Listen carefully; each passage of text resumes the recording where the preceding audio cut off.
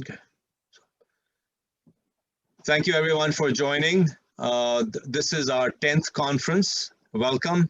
My name is Kavneet Singh and Vaheguru Ji Ka Khalsa, Vaheguru Ji Ki Fateh. Good afternoon, good evening, and good morning to all the folks who have joined. This particular conference, the title of the conference is Understanding Central Agri-Marketing Acts and Farmers' Protests in India, a Small Farmer's Perspective. The speaker for this 10th event is Dr. Sukhpal Singh, PhD. He is a professor at the Center of Management in Agriculture at the Indian Institute of Management, Ahmedabad, Gujarat, a former chairman of the CMA-IIMA, former Director General Center of Research and Rural Industrial Development in Chandigarh, former professor, head Agriculture Economic Research Unit, Institute of Economic Growth, New Delhi. He has been with the IIMA for the last 16 years, and before that worked with the Institute of Rural Management, Anand, for 12 years. He has been conferred the title of the Fellow of Indian Society of Agriculture Economics for his contributions to the discipline and society in 2018. He is the founding editor, Millennial Asian and International Journal of Asian Studies, published by SAGE. He has 12 books to his credit, with the latest being Institutional Innovations in the Delivery of Farm Services in India, 2018 Springer, and more than 140 research papers in international national journals and edited books. He was a visiting fellow at the IDS Sussex in the UK, Chulalongkorn University, Bangkok, Thailand, the University of Manchester in the UK, and the Copenhagen Business School in Denmark, and a member of various committees, working groups of the Planning Commission of India, NITI Ayog, the National Development Council, the Food Safety Standards Authority of India, and the EC of the Mission on Integrated Development of Horticulture. He was a member of the Standing Working Committee on Agriculture and Allied Services of Chhattisgarh State Planning Commission, and the Committee for FPO Policy for Punjab, and Committee on MSP and other mechanisms for farmers in Chhattisgarh. The area of expertise: agriculture value chains, contract farming, agriculture output markets, farmer producer companies, agriculture input markets, and agricultural policy. Areas of interest is small producer, worker livelihoods, and collectivization of such stakeholders in the context of agribusiness, value chains, and deregulation of agricultural markets in India and the developing world. Welcome, Dr. Sukhpal, and thank you for joining. And the floor is yours. So thank you. Kavneet ji, Saran nu sat sri akal. Should I speak in English or Punjabi? What is more preferable? In English, please. English. Okay. Good morning and sat sri akal. It's a pleasure to be part of this small group to discuss an important issue in India, which is of reforming agricultural markets and the consequent farmer protests, which all of you are aware have been going on for almost 6 months now. So those who are perhaps not very aware of the system in which these reforms are being carried out, it's important to talk about that a little before we get into the specifics of what the central government has done and what has led to these protests and where is the issue in the real sense of the term. So as you may know that in India, we have a system of what we call APMC markets, Agriculture Produce Market Committee, regulated or run wholesale markets for agriculture produce. And we call them Anaj markets, Anaj mandis, Dana mandis, Sabji mandis, basically wet markets and dry produce markets, perishable and non-perishable. This system was going on since the 1960s and early 70s in different states. It's very important to remember that until these new central acts came in, first as ordinances, then as bills, and then acts last year, the governance and management of agricultural marketing activity was being done by the states. As per the Constitution of India, agriculture and agricultural markets are a state subject. Under the state list of subjects, where states can make laws on these domains, then there's a separate list of union subjects and another list of concurrent subjects. So it's very important to remember that whatever development and regulation was going on in different states until, let's say, last year, was all being done by state governments. And we had plenty of variation there, that we had very highly developed and regulated agricultural markets in a state like Punjab or Haryana. You had other states which were, they had regulation, they had some market infrastructure development, but markets were not effectively regulated. Then we had another set of states which either didn't have any regulation called APMC Act at all, or if they had regulation, they didn't have any physical existence of these markets which were functional. Or more recently, we have a state like Bihar, which had all this until 2006. But in 2006, instead of amending the act which regulates agriculture markets, they threw it away. They completely deregulated the agricultural market sector. So there is a variety. What I'm sort of trying to make to you is the point that there is a great diversity in Indian agricultural sector and agricultural markets. Different states are at different levels of agricultural development, and therefore agricultural market development, and therefore regulation or whatever promotion of agricultural markets. And that was the reason that the constitution makers, lawmakers at that time thought that it's important to keep some of these things at the state level, so that local governments understand the requirements of local agricultural systems better than one government sitting in Delhi or somewhere else. So that is how it was going on. And these APMCs are actually democratically elected bodies.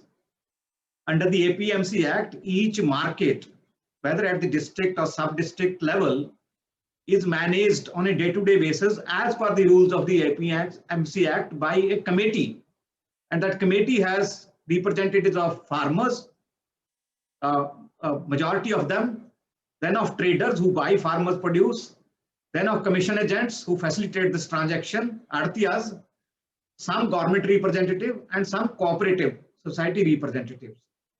And you'll be surprised that in states like Gujarat, Maharashtra, Karnataka, Maharashtra, there are very vibrant elections to these APMC committees every 5 years, like panchayat elections or corporation elections.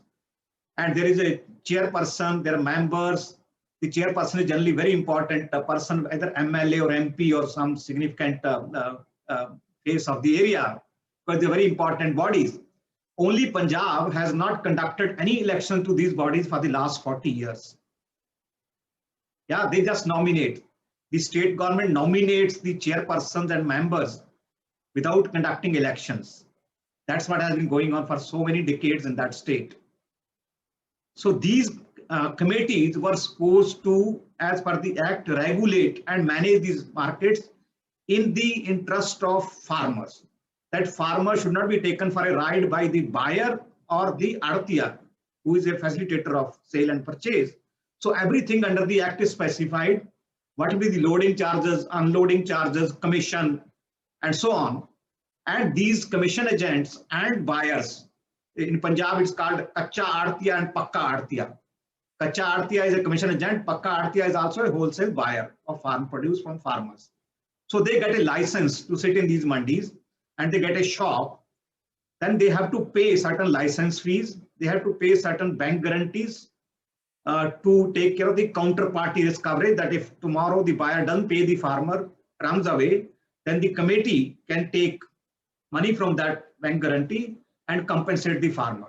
Similarly, if the commission agent does some golmaal, some manipulation, then that money can be used. It's very important to say all this, because when we compare and contrast the new acts to the earlier situation, it becomes very important to look at these differences, why farmers are protesting. So that was the case until 2003, that different states were doing it in their own way. And since Indian economy was being liberalized in other sectors since 1991, since Manmohan Singh government came in at that time, it was also thought that if agriculture has to be taken along, then we should also reform agricultural markets, that farmers should have choice of channels, where they want to sell, whom they want to sell. Because until 2003, any purchase or sale of agricultural produce outside the APMC market yard or sub-yard or without the permission of the APMC was illegal. That no buyer could buy from farmers directly. No buyer could undertake contract farming with farmers, even he or she wanted, because that was simply not permitted. All transactions had to take place in the APMC area. There was a notified area and notified set of crops. Any area, block, sub-district or district which was under an APMC, which was the notified area, any crop which became significant in terms of production and area, that committee would notify it as regulated crop. For example, in Punjab, there are 106 notified crops which are regulated under the Act. So then that crop could not be handled outside the market yard or without the permission of the APMC committee. In 2003, the government of India thought that it's high time to provide choice of channels to farmers. So they said at least the state should do 2 or 3 things in the APMC Act in terms of amending it. And they gave a model APMC Act to states because the central government directly could not make a law on this because of the constitutional provision. They gave a model act saying, you please amend your acts according to this model act, which had basically 3 new things, which are very important to highlight. One, that for the first time it said that buyers could go and directly buy from farmers, of course, with the permission of the APMC. Second, that buyers or processors, exporters or traders could undertake contract farming. They could ask the farmers to produce a crop which they wanted for quality and other reasons. And of course, they will have to again take permission from APMC committee. And third, that private wholesale market, a market similar to the APMC market, which could be set up by a private entity, should also be permitted by the APMC committee. Permission was still to come from APMC committee. They could still charge you fees, levies or whatever, like they charge to other buyers in the mandi. You could do contract farming with permission, but still you may have to pay the market fee because you're using local infrastructure, roads and other things and so on. So these 3 new channels became available legally because most of the states after this model act in 2003 amended their acts over the next few years. Some fully doing it in ditto as the model act, some doing 1 or 2 amendments, some doing a little bit of that. So a lot of variation in that in terms of how open the states were to opening up markets in terms of new channels being allowed by the APMC Act and APMC committees. So why I'm saying this, because in 2008, when UPA was in power, this issue which we are facing today actually came up. And I was in some way party to it, saying that states are not amending their markets fast enough. So let us try to bring this subject under the concurrent list or the union list. Some papers were circulated, but then it was thought that is too much of a issue. Let's not upset the apple cart because there's a federal structure and some states may simply not like it. So it was buried after some discussion for a few months. And then comes the NDA. And again, sort of they think of looking at it. So they gave another try to this reform process. First, they thought of this ENAM, Electronic National Agriculture Market. They said, okay, states are not amending fast, but can we integrate the agricultural markets by putting electronic system of auctioning and bidding on farmer produce in the APMC committee market yards. They gave 7 million rupees to each APMC to set up this electronic systems so that any trader, any buyer sitting anywhere could bid on a farmer's lot by seeing it online, a sample of that produce. And then farmer can get a choice of many buyers, either statewide or nationwide, countrywide, instead of depending only on a few local buyers who had licenses within the APMC mandi. So that they said we will integrate 585 markets out of 7,000 plus markets in India, which are APMC markets. And They reached that target, and then they said, we want to do 500 more. So now they have a target of integrating 1,000 APMC markets through eNAM. But then I think the patience was running out.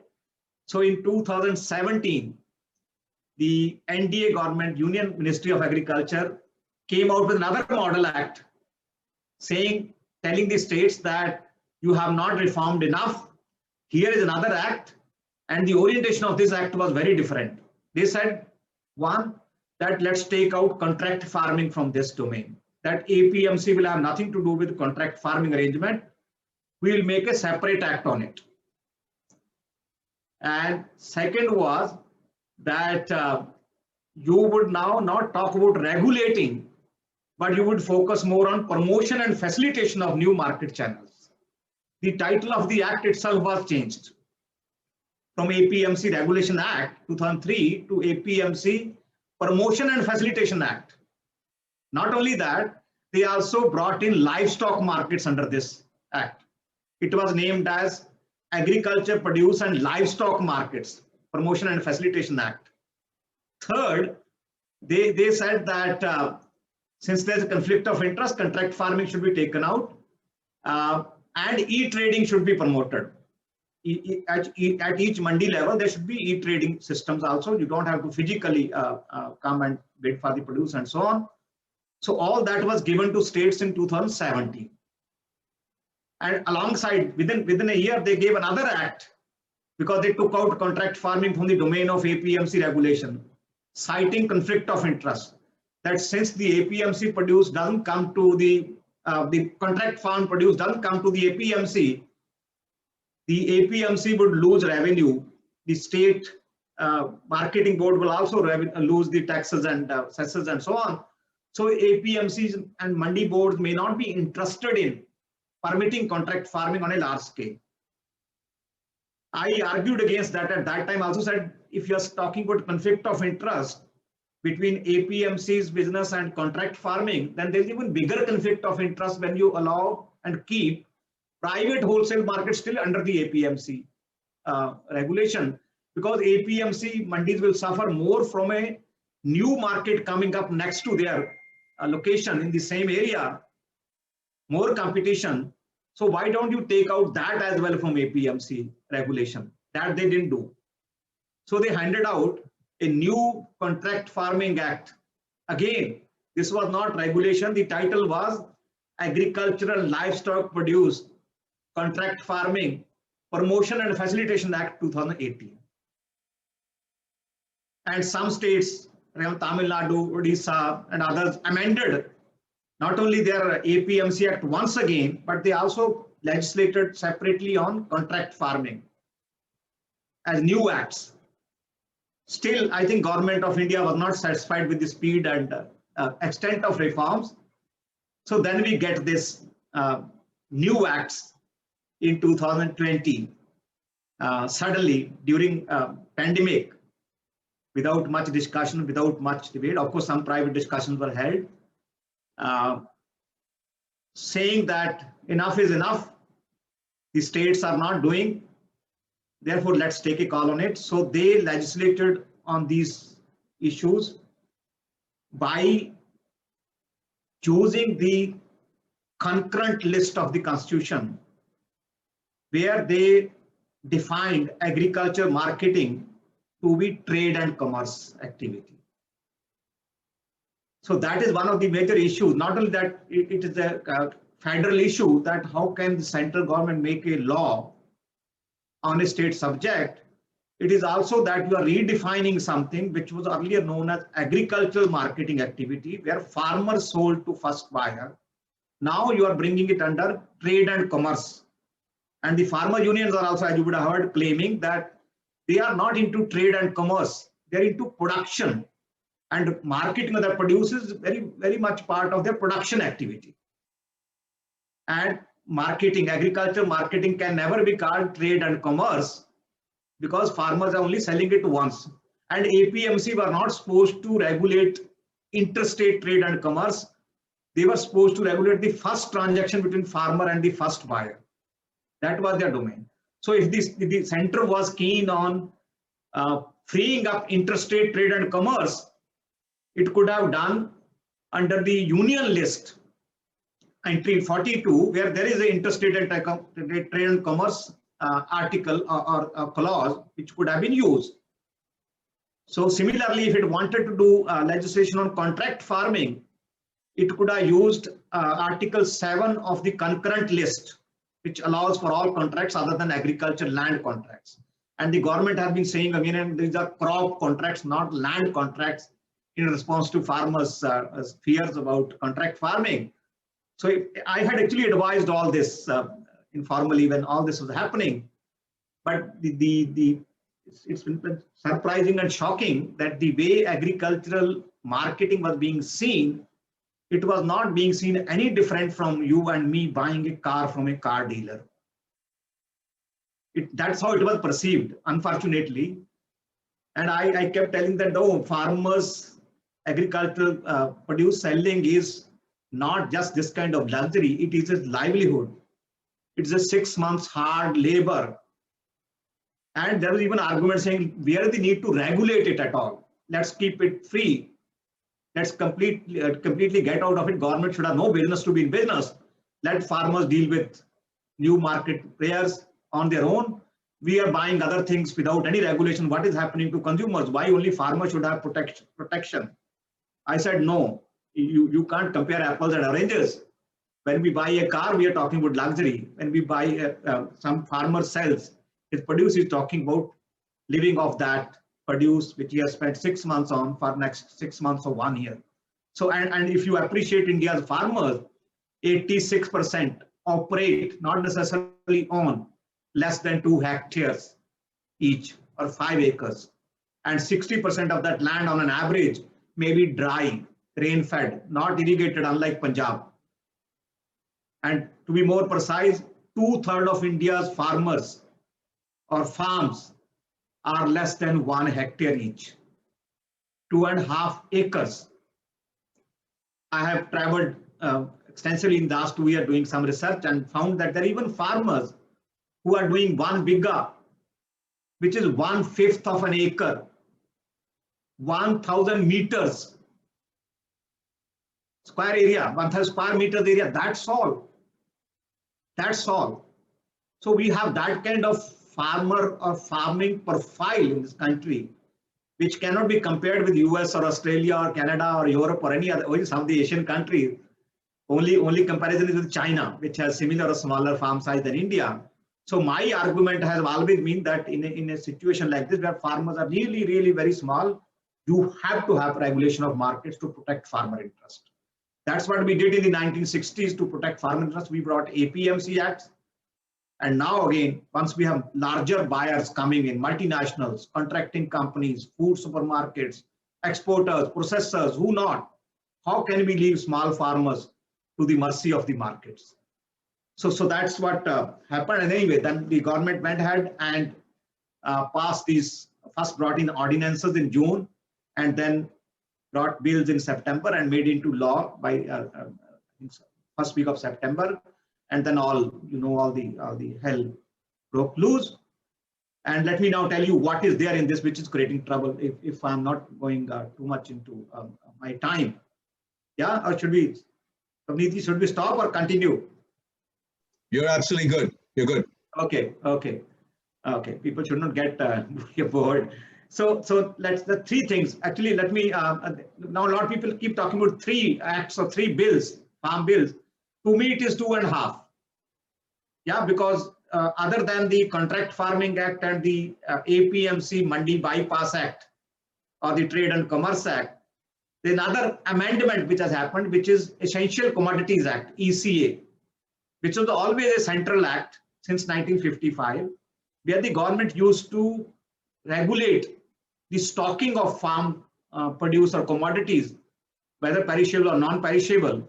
And depending on the market trends, whether food inflation was going up or not, it could ask these people who had these stocks to take out this produce and sell it in the market so the prices could be controlled. So in this amendment, it's only an amendment, not a new act. It's not a violation of federal rights also in many ways, because it was always Center Act since 1955. they have now said that government should not interfere every now and then. It should clearly write that it will not intervene in these markets, because we want to encourage. The whole purpose of these acts is that the government wants to encourage private investment in agriculture and agricultural markets, other than the one nation, one market goal that we want to have integration. They want to have one nation, one election, one nation, one this. So that's a larger agenda. But specific agenda is that government is thinking that it has no resources to invest in agriculture, and if agriculture has to come up, then private should be incentivized to invest. That's why the titles of the acts have been changed to promotion and facilitation, not regulation. To me, that is a big change. So what they did in this ECA amendment, they said that government should not clamp down on any stocks held by any exporter, processor, trader, they call it value chain participant, unless the prices of non-perishables, food grains, oil seeds, pulses increase by 50% compared to the average of previous retail prices, consumer prices, compared to the average of last 12 months or 5 years, whichever is higher. And the prices of perishables, fruits, vegetables, and so on should not go more than double, 100% increase. So until then, government will not intervene. And that is an issue, because it's possible that prices may go up by 49%. Government will have no role to play. Its hands are tied by this amendment. Yeah. Similarly, fruits, vegetables, it can go up by 99%, and government have to wait till it becomes. So people, the sellers can keep selling at just the margin before the limit is reached. And what do you do? What happened to the poor people? We have a lot of food insecurity issues. Government is running public distribution system. It is giving rice and wheat at 2 and 3 rupees, limited quota. And large proportion of the population is not able to get pulses and other sources of protein and so on. So how do you, similarly, onion and potato, the governments have fallen because of the price rise in these perishables in the past. So how do you then take care of people's food security if you do not have power to regulate prices when prices go up? So that is, in fact, not a farmer specific demand. That is the credit of Farmer Union, that they have thought of larger concerns of poor and the downtrodden, landless workers, artisans, marginal farmers, and so on, who do not have assurance of 2 square meals a day even today. So that is the part about ECA, that they are demanding that it should be scaled back, that government should be free to intervene any time as the situation demands, instead of leaving it at that level of 50% price rise and 100% price rise in non-perishables and perishables respectively. Yeah.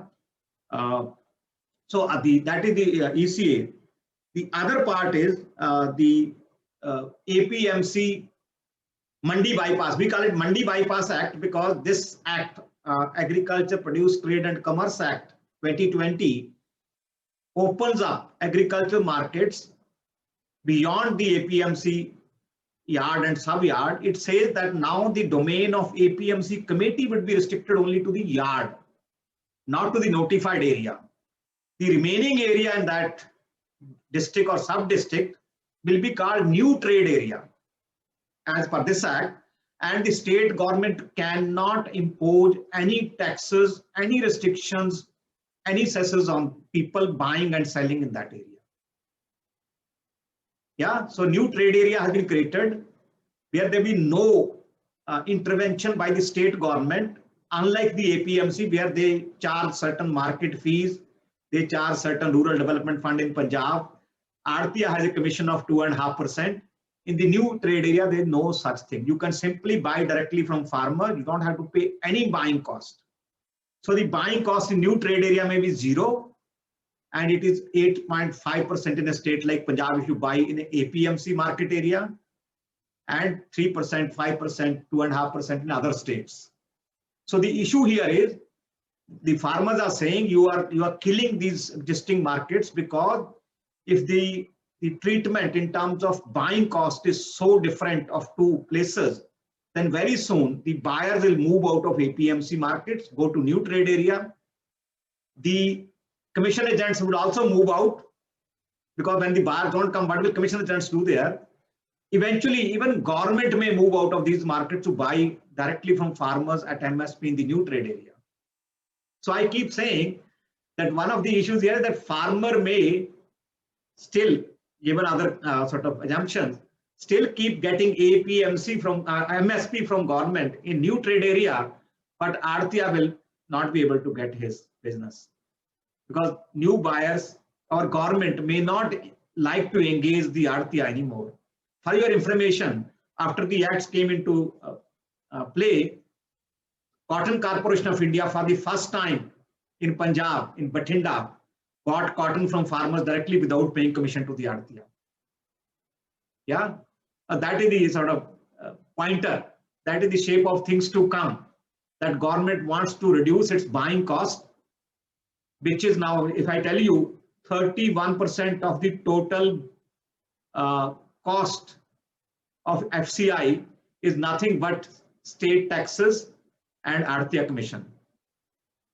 Yeah, and it's as much as the cost of gunny bags for the FCI. So gunny bags, Aartiya commission and mandi fees take 2/3 of the total buying and carrying costs of FCI. Huge cost. So they want to cut it down, to be frank. There's no two views about it. So that is one fear, that the APMC mandis may simply wither away, because there is an unequal playing field. The playing field is not leveled between existing APMCs and the new trade area which has been created by this new act. The second worrying part for farmers is that in the APMC, as I said, there was counterparty risk coverage. That if the buyer ran away, the committee would use that money to pay the farmer. In this, there is no licensing. Anybody with a PAN card, which is income tax payment identity card in India, permanent account number, anybody, you, me, and any Tom, I call it Tom, Dick, and Harry, can dabble with farmer produce, saying, I want to buy your mustard or your wheat or paddy. It is that open and loose system. How can you allow only a PAN card, income tax identity card, to be the license to deal with farmers? Where is the counterparty risk? If these, and let me tell you, it has happened already in Madhya Pradesh. The traders came to farmers saying, we want to buy your produce, gave some little advance, took their produce and ran away. Dozens of cases. And the farmer didn't know where to go, because no structure in place where to go. They say, you can go to SDM, you can go to district magistrate, but we know how these systems function in India. And the guys don't know what the system of marketing is. So the farmer interest is also not protected there in the new trade area.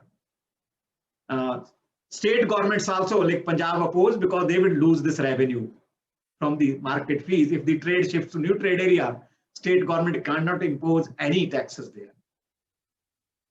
The third act is Contract Farming Act. Actually, that is more problematic than anything else. So it's not that these things are new in India. Contract farming has been going on for maybe 60 years in this country, starting with seed contract farming. Because if you are aware, in India, corporate farming is not allowed. That no non-farmer who is not a farmer by pedigree or profession can operate agricultural land, or no one can buy agricultural land. It's completely banned. In India, corporate farming is not possible because non-farmers are not supposed to lease in and do cultivation, nor they're supposed to buy agricultural land and do farming. If somebody is doing even today, it's illegal. I know it's going on in many states, but illegal. State just turn the eye, that's all, away from that kind of situation. So contract farming is the only way if the corporate sector wants to engage with agricultural crops and produce and markets, they have to go to farmers.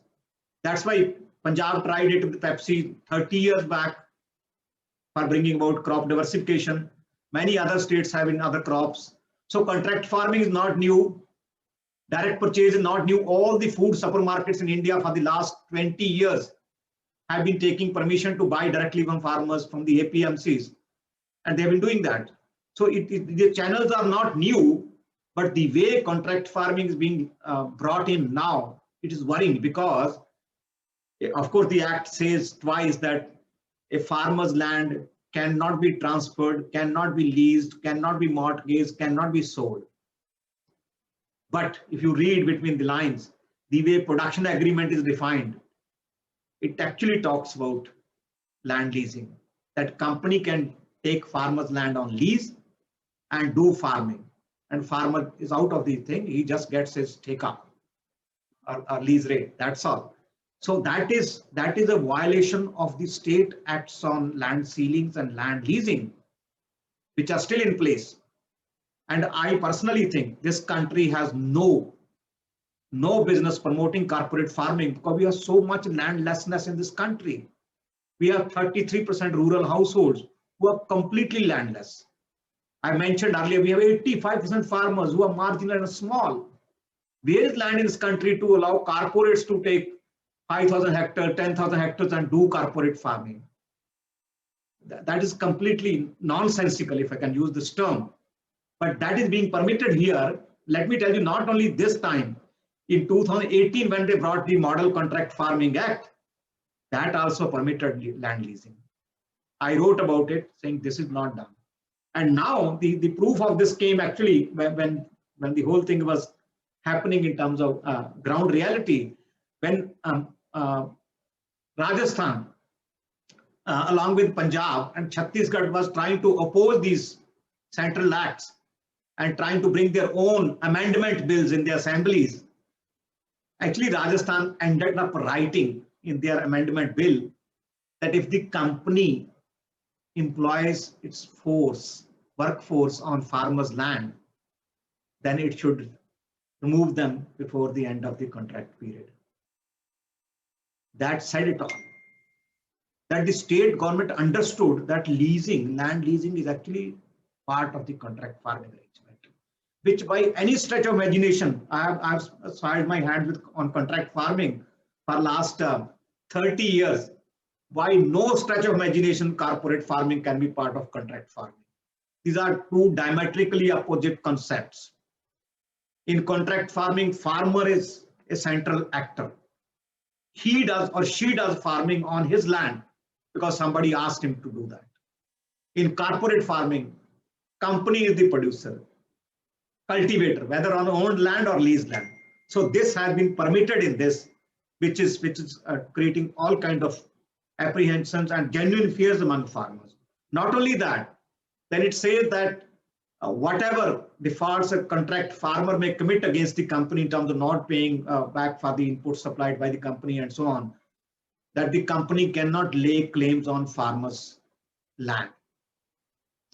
The government actually gave ads in India saying, no, farmers' land is safe and this and that. But there is one clause in the act which says that if the dispute goes to the appropriate authority, which is district magistrate or sub-divisional magistrate, if they rule against the farmer, then the dues can be recovered as arrears of land revenue under the Land Revenue Act from the defaulting farmer by laying claims on his other land and property and assets. So that's why farmers are worried. And these things are not done. You cannot leave farmers' interest unattended when this government is making rules and regulations. Not only that, let me tell you another very interesting part of this. The whole atmosphere in India is of reform, liberalizing, opening up. But why, without thinking what this set of acts has done, that it has brought re-regulation in some states. For example, Bihar had abolished the APMC Act in 2006. When these acts came in, they called me, say, what do we do now? Now they have to frame laws as per the central acts. The state which didn't want to regulate, I'm not for deregulation or no regulation, but the state which didn't want to regulate has to regulate again. Kerala, which didn't have APMC Act at all, has to follow the Central Act now. So it created all kind of confusion and problems at the state level because we thought it was done without thinking, without taking people into confidence, without looking at the larger concerns which could come up. So I think I've given you kind of the snapshot of all this background and the content and the issues with it.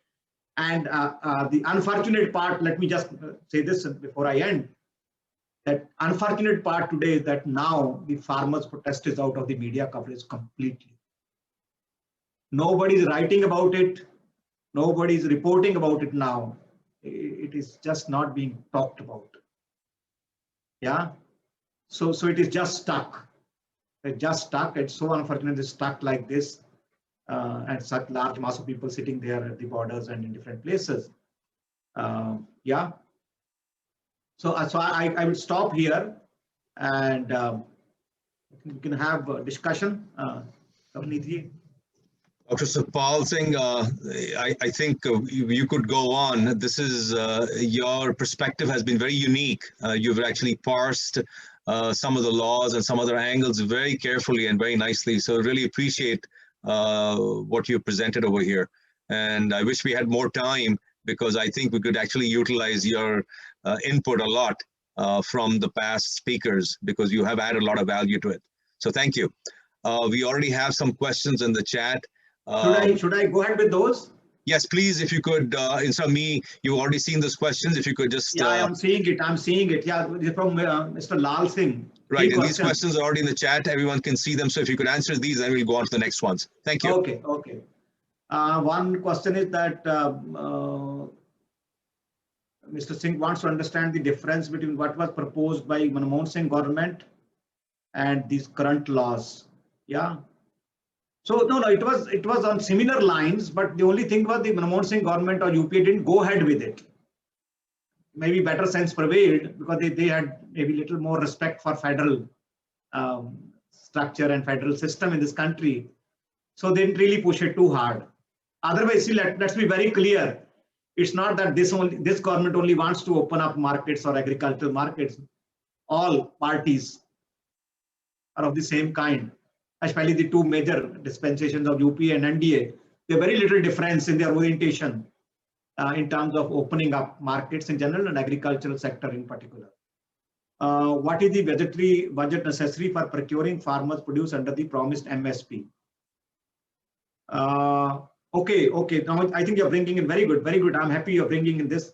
This is an addition. See, farmers are not only demanding the withdrawal of this 2.5 acts, but they're also saying, give us MSP, minimum support price at which the government buys farm produce, whatever states and crops, and I call it 2.5 crops and 3.5 states. That's what MSP and government procurement is all about. It's wheat, paddy, cotton, and to some extent oil seeds. And 3 states, Punjab, Haryana, Western UP, and little bit of South India for rice. So that is, they are saying that you promise something, you declare these minimum support prices, which are based on cost of production every season. It is declared for a total of 23 crops, plus there's separate FRP for sugarcane. But why don't you procure at that? You only announce and leave it. That is no good. So they're saying if you have this policy, see, the issue is, this is a policy. MSP and procurement are policy issues, where the acts are regulatory issues. I differentiate between the two.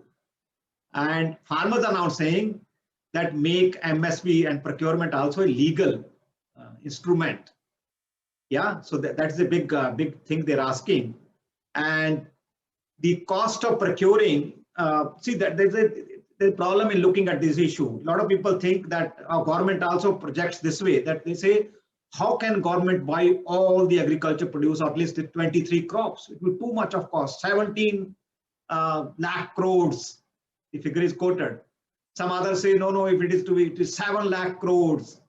Somebody said, no, already government is spending about 3.5 lakh crores on procuring wheat, paddy, cotton and little bit of pulses and oil seeds. When somebody is talking about this kind of, I'm not talking about the legality. Actually, I'm not very convinced about making MSP a legal right. The way farmers want it, the farmers and farmer union are saying that any farmer produce being sold should not be sold below MSP.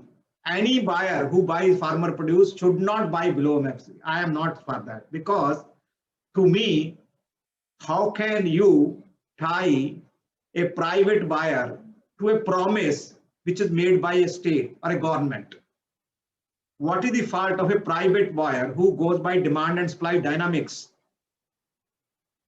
to commit to buying from farmer at MSP? The MSP, the promise of the government to the farmer. It's a social contract going on since the Green Revolution time, 1960s.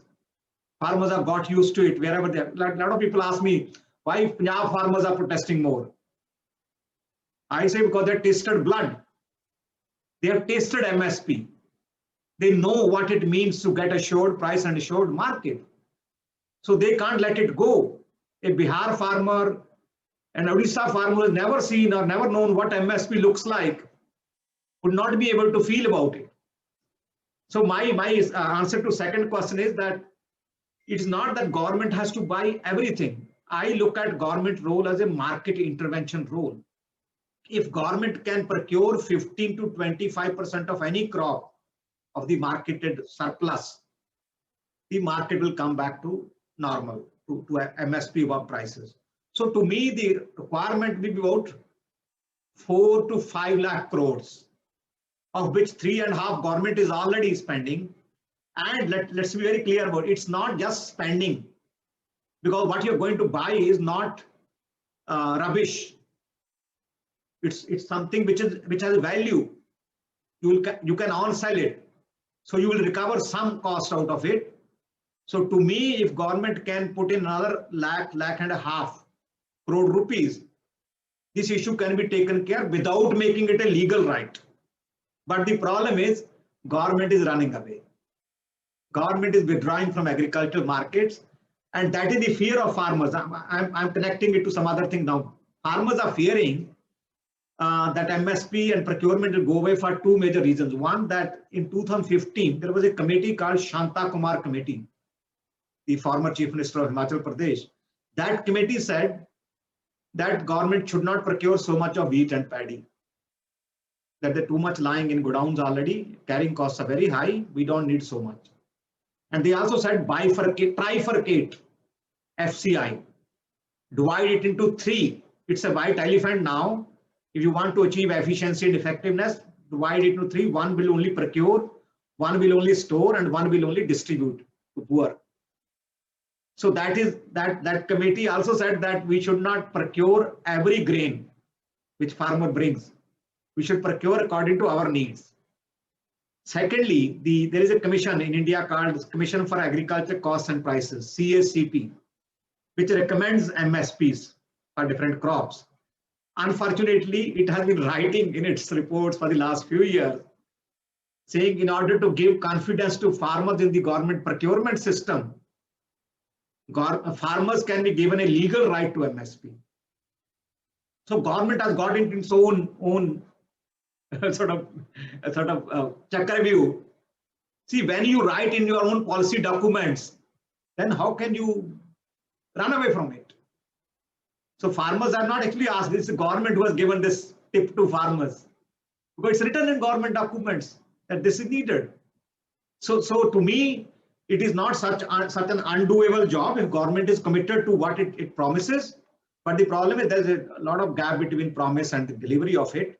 So that is third part is, I think third question is government agreeing to all demands of farmers. Is it quite likely that the amount of procurement of Punjab may drop? Yes, Punjab will definitely not be able to sell every grain. See, the other fallout of this farmers movement, which is in some sense good, is that you have made other state farmers aware of MSP and procurement. Now they also want their share. So whatever the FCI will procure and CCI will procure in future, It will be forced to procure from different states. It can't be happy just procuring from 2.5 states and sitting pretty in Delhi. It will have to, because now farmers have become aware. Bihar farmer also wants MSP for his rice or maize.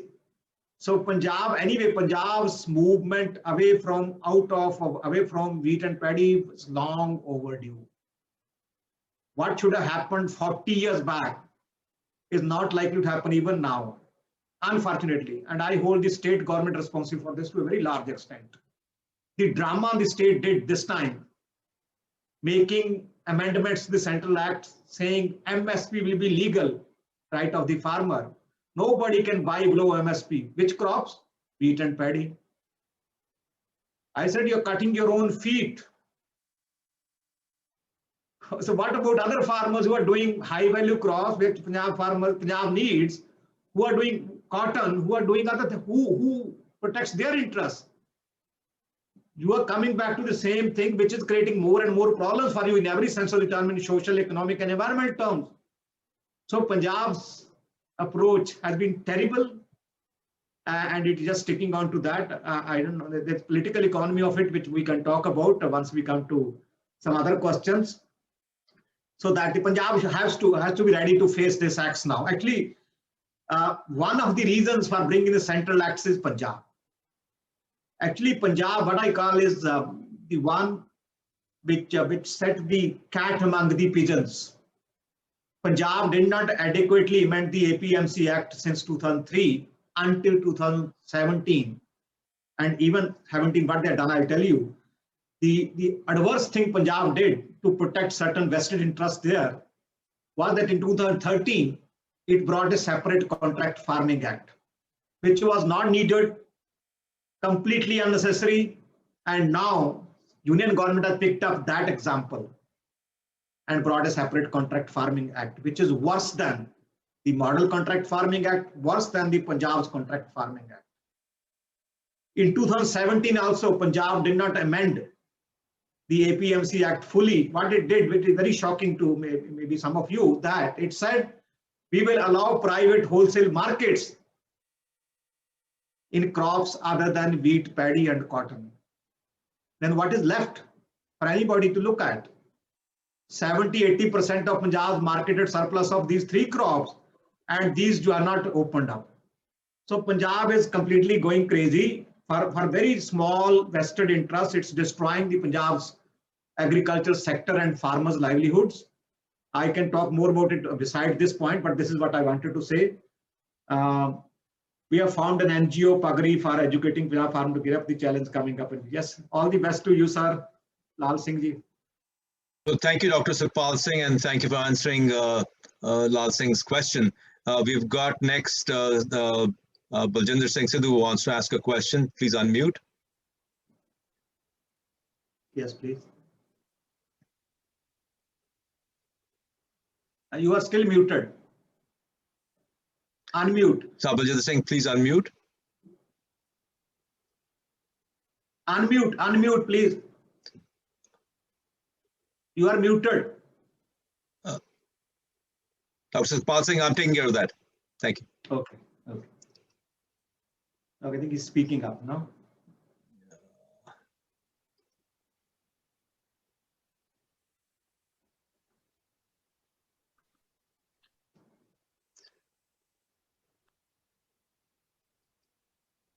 Okay, while he's trying to unmute, let's go. Is anybody else who has a question, please unmute and you can. He's able to do, yeah. Okay. Okay, Dr. Saab, I have some questions. Question one, if it's a state subject, then why don't people talk about it that government should not bring in the laws in the first place for the agriculture? People who are talking, but others don't want to talk about it. It's actually a very unfortunate part that many states who were fighting for federal rights in the 1970s and 80s are keeping quiet today. Only Punjab has taken up. Others, Bengal is not talking about it. Kerala is not talking about it. I don't know. So it's the dynamics have changed. Okay.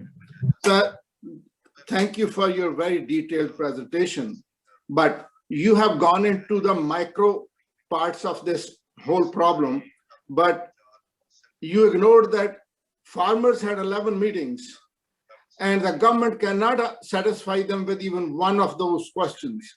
So Rajyapal has brought out all the issues which farmers can see. And I believe, and I think most people understand that this issue, you know, sometimes when you have a problem, you analyze it. And I remember going through big meetings and saying the outcome is predetermined. So government had an outcome predetermined. They wanted to give this whole day to one private Adani party. So you guys have to look at it that this is a predetermined outcome, how they managed backwards to what they have to do. So what you are saying is, I think I actually expect that the people with a lot of knowledge and PhDs in Punjab and in India, they should be coming up with all these things and saying, hey, farmers will be completely destroyed. If you say that, okay, if without MSP, farmers is totally cannot continue to farming.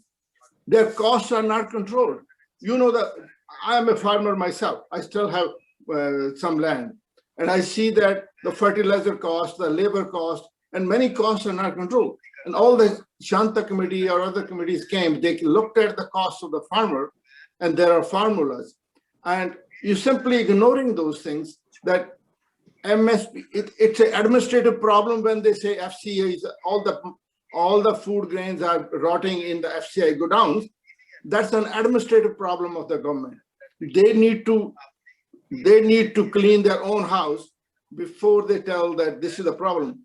Government can make 800 lakh loans into non-performing assets, right? But for MSP, they're making noise.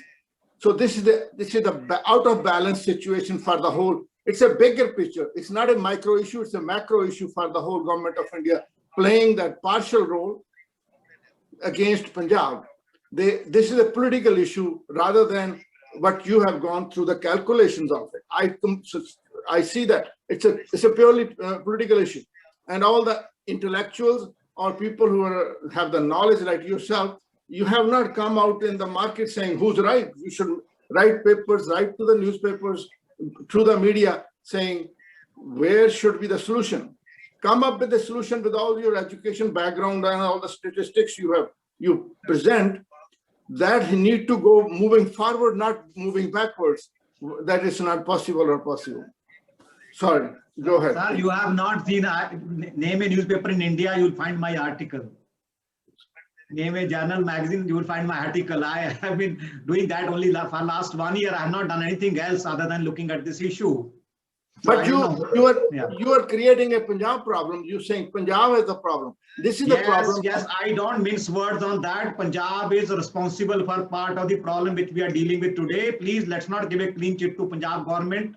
Punjab institutions have deliberately got into this problem for very vested interest. I have no words to. Punjab government, you are blaming Punjab government or Punjab farmers?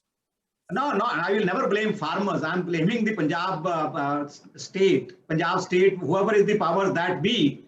Yes. Yeah. Those government were in agreement with the central government. That's created the problem. That is true. We know that. They signed things up. So, how can you, sir? How can you tie 10 lakh farmers for the sake of 30,000 families?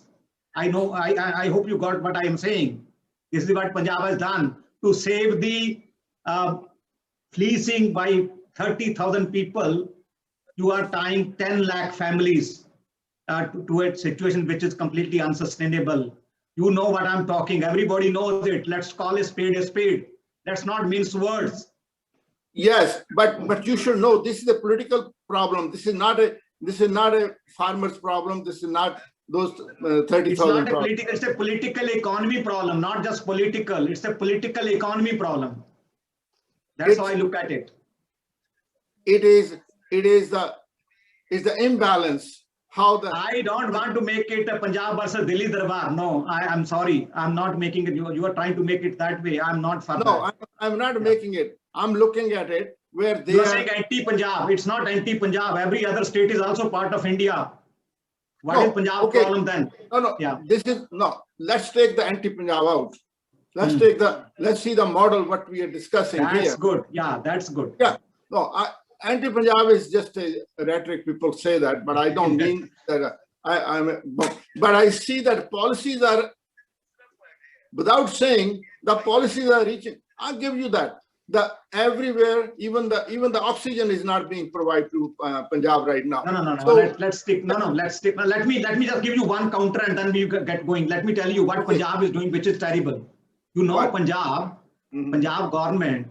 I think one thing you perhaps not know, that it will be shocking figure for when you compare India with Punjab.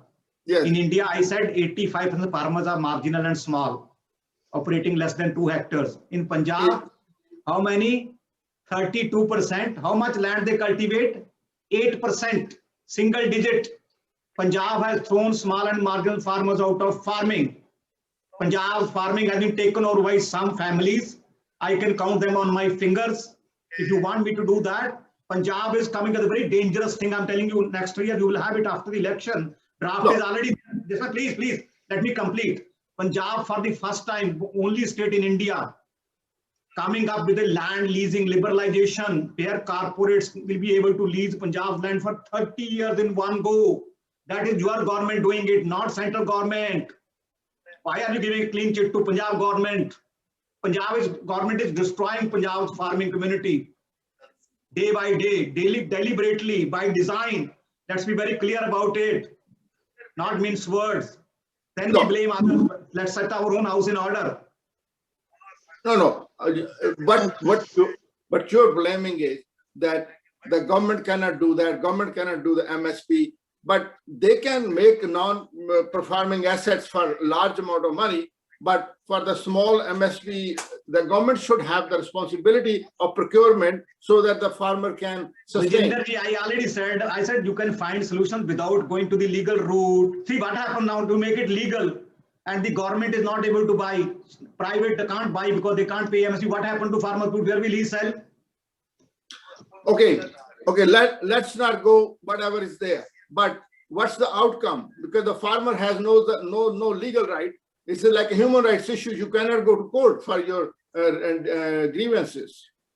So if the Madhya Pradesh happens, the dealer comes, buys the product with a low down payment and walks away. So what's the solution? That's going to happen everywhere in India. No, that's why I'm against these laws. I'm not for these laws. I'm saying these are very loose systems. But I'm telling you another. See, let's not move away from the issue. Why I'm saying Punjab is a very mal-governed state, agriculturally and otherwise also. See, because MP, a state we don't even call it good enough to talk about. In 1985, they got rid of Artiya. Punjab, even in 2021, is not willing to do that. What is the issue? Do we know the reality? Who is Artiya and who is not Artiya, and who is a farmer and who is not a farmer? What is going on, sir? Okay, let me tell you. When the farmers were they made. So, but just saying we need to keep it short because we've got to take more questions. Running out of time. Dialogue. That's not good. Yeah. Okay. Let's. No, because farmers said the money they get through the Artiya, the 8.5% is used for other development in Punjab. You know, 8.5. No. You're mixing up. The Artiya thing is actually being protected for an illegal activity they are carrying out in the name of APMC Mandi license. That is money lending. By law, unless you are registered as a money lender, if you do this activity of lending to farmers, you are doing illegal activity. That is being permitted decade after decade, year after year by the state government. Yes, of course. What is the big issue of direct payments to farmers? Who can afford direct payments to farmers by the government? That is all over India and many other sectors. No, only Punjab. Only Punjab. I'm telling you, sir, only Punjab has formally tied up the lending to the farmers with the MSP and payment by the FCI. Everybody no other state, everybody farmer gets direct payments for the last 20 years. Only in Punjab, this was not being done. The lending to the farmers by the Artiya is only in Punjab? Yes, only in Punjab. The yes, that is not true. In Punjab. Yes. Bajendra Singh, I think we need to take Okay. more questions. So Thank I don't mean to cut anyone off, but appreciate the input and the questions. So thank you. The next question was from, give me 1 second. We've had a question from a young man. Okay, from Amran Kandair. He says, I had a similar question, sir, and according to the Indian Constitution, the agriculture industry is supposed to be regulated by the state government. Since that's the case, is there any way to challenge the laws in court?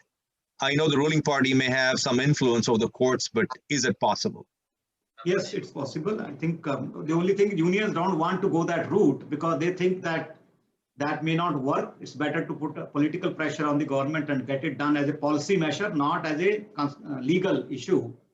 But it is a completely sort of legal, and it can be taken to courts. I'm sure already somebody would have put an application there, but union decided deliberately not to do that because they didn't want to put it on the back burner, because you know courts take years and years to decide on things which are not crucial.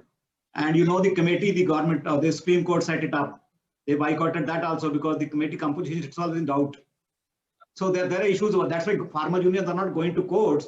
That is not the way to get it. Government has been saying that they go to court if you think it's unconstitutional.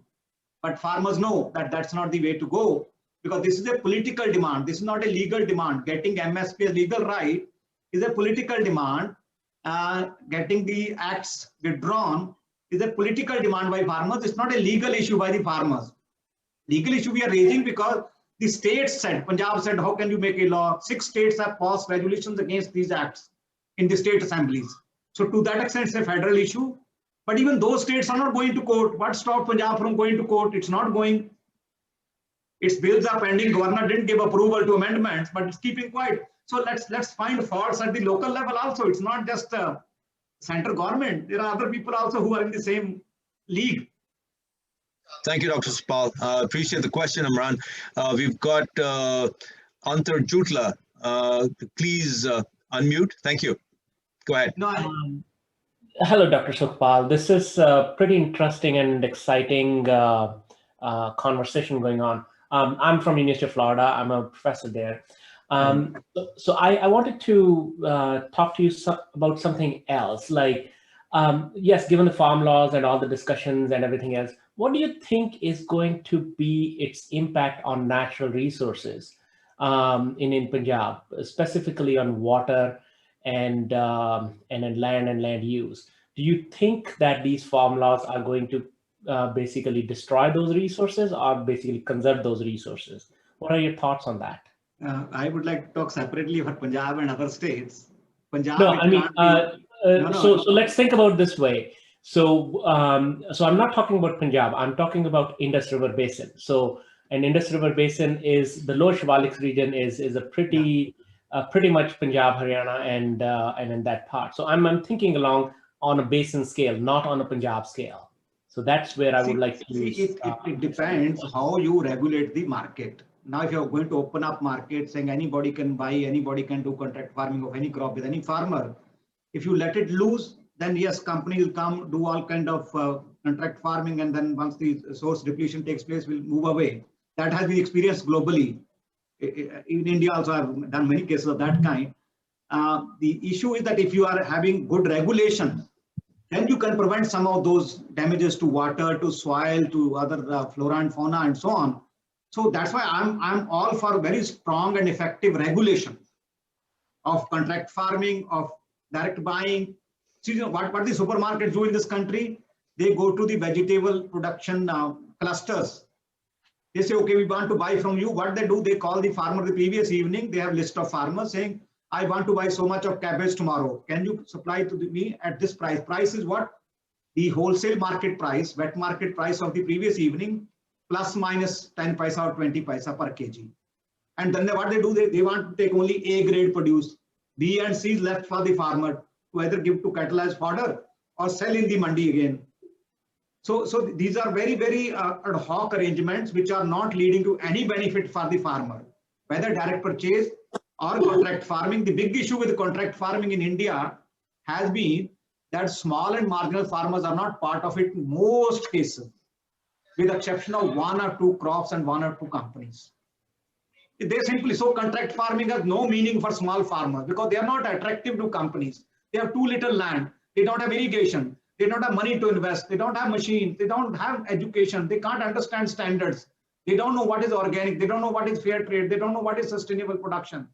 So it's not meant for small farmers unless you moderate and sort of mediate by policy and regulation.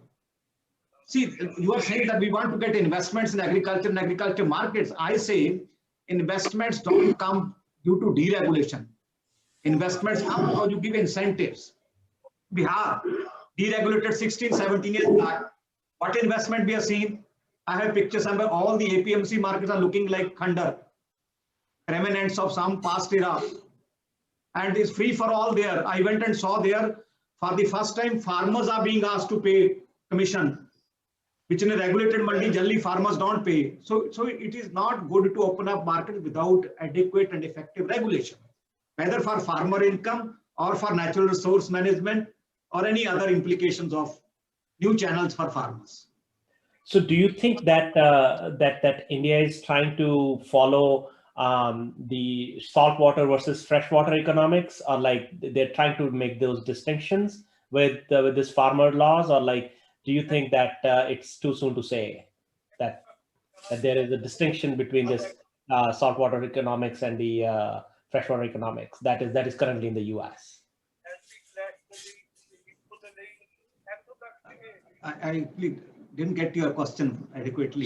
So what I'm trying to say is that if they're trying to deregulize, or if they want to basically get an open market into farming industry, do you think that they are trying to basically give this idea that, well, the future will be more towards the free market, and free market will dictate how everything is going to work, versus? No, it is not just free market. We also want free market for farmers, but it's a corporatized free market, which is problematic. India's government has lost faith in small farmers, which some of us still have. They think small farmer is a burden. Get him out of agriculture, throw him into the sea or somewhere else. We don't need him. There are too many sitting there. We should give it to those who can do large scale farming for whatever reasons. So that's why they're opening up leasing slowly. The bigger worry about these acts is that if these are gone through, you will have many more things coming up the same way, which will be completely destructive for the small farm agriculture in India. Land leasing, land stealing. Punjab will be the first one to take that call. I'm warning Punjabis. Your government is doing more damage to Punjab than central government. They are ready with a land leasing act. They will very soon opening up land ceilings. In Punjab, there are farmers already who are doing 5,000 hectares each. Let's call a spade a spade. We can't allow this. We can't allow this kind of farming in this country. We have enough people who can do farming better than these corporates and big farmers. The systems are completely against small farmers. They're completely driven by certain vested interests. You call them Artiya, you call them large landlord, you call them corporate agri-business people, whatever name you want to give them. That is the story. Punjab story is being replicated at all India level now with these acts. Punjab model is no good for future. I'm willing to stick my neck out on this. No, we'll have some discussion. I'll have some email discussions with you. This is pretty interesting. So I'll follow up with you. Thank you so much. Yeah, my email is sukhpal@iima.ac.in. Yeah, I think you asked for it. No, you asked for it. I think I'll send it out, Doc. I'll send it to Naranation. Thank you so much. Thank you, Dr. Shukla. Anyone else who wants to, as a comment, start Lal Singh, please keep it brief. We want other people to participate. Thank you. You need to unmute. Lal Singh, you need to unmute. Thank you. No, he has already written it, so I think we can go ahead with I have his question with me already. Dr. Saab, yeah, I want to thank you very much for giving such a beautiful presentation. And we have to long way to go, and we would like your guidance, because small farmers of Punjab must be protected some way or the other. So yes, sir. Thank you very much again. I'll be happy to contribute in any way. Thank you. Anybody else on either the chat? I don't see any other questions, just comments, but any questions?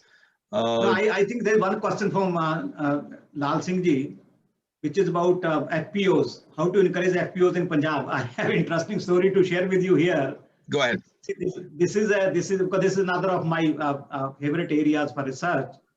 There's a law in India about this FPOs or farmer companies. Now farmers can set up companies. 10 or more farmers can come together and set up a company like Reliance under the same act. So this is a 18-year-old law. Punjab didn't know about it until 2 years back. Did not know about it. Even today, Punjab doesn't have more than a few dozen farmer producer companies when India has more than 10,000 and some states have a few thousand each. So Punjab is living in the past. Even now what they have done is a joke in terms of FPO policy. I was made part of it as a committee, but they never bothered to take my inputs. So it's a very sad story for Punjab. Yeah, FPOs also. Thank you, Dr. Supal Singh. Is there any other questions? I had a question, Dr. Supal. I don't know if it's if you already answered possibly.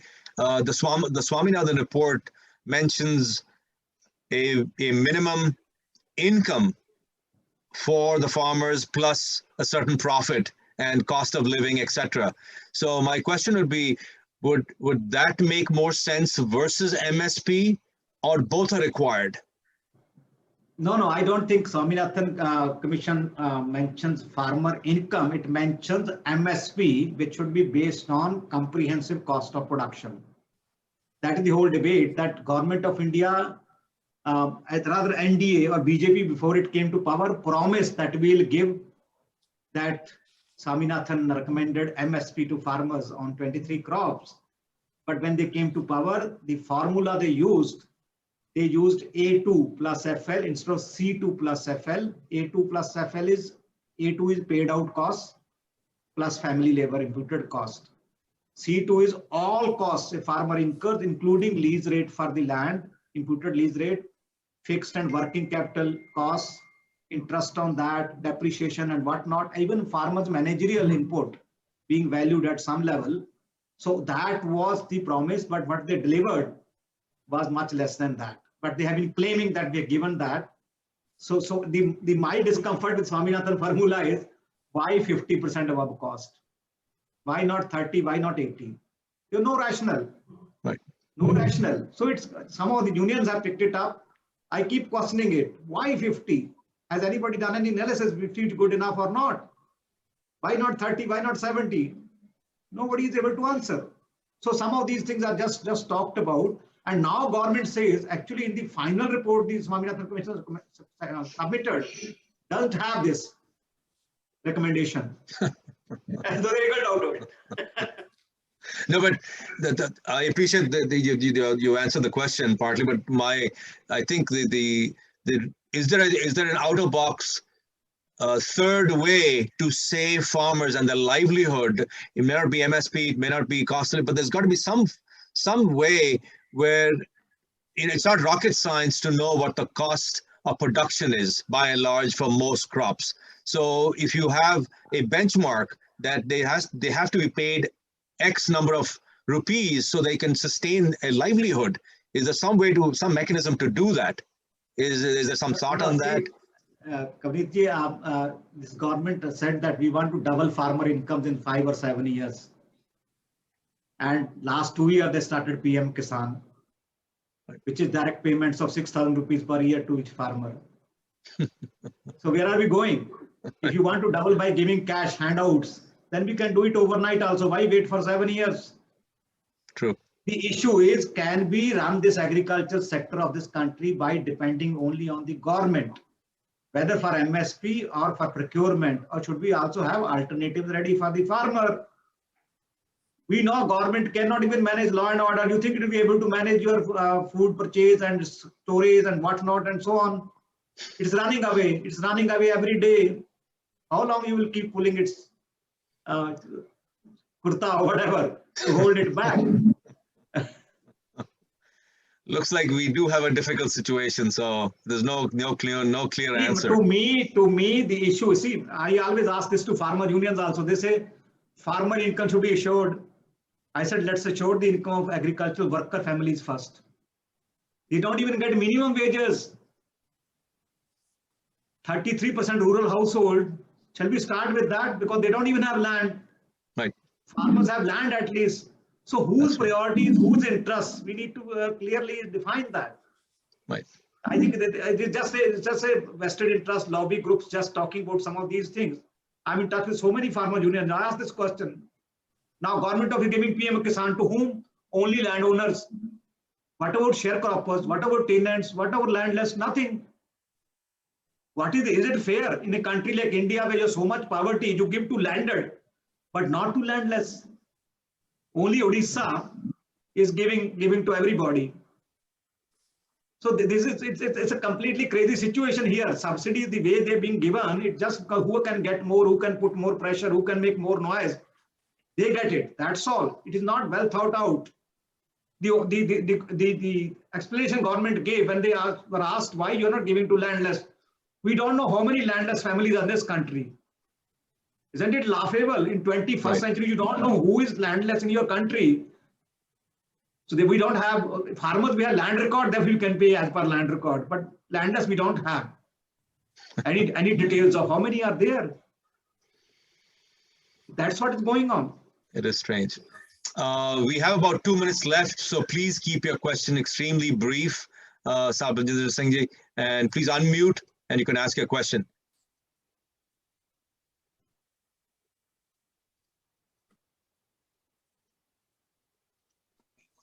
Hello. Oh, sorry. My question is simple. What's the way out of this stalemate right now? Okay. Very good. I think that's a good question to end with. I am asked this question. Generally, earlier I was avoiding it because I didn't want to put a spanner in the works or whatever. But I think there are two ways to end this whole stalemate now. One is that if the government of India still respects cooperative federalism,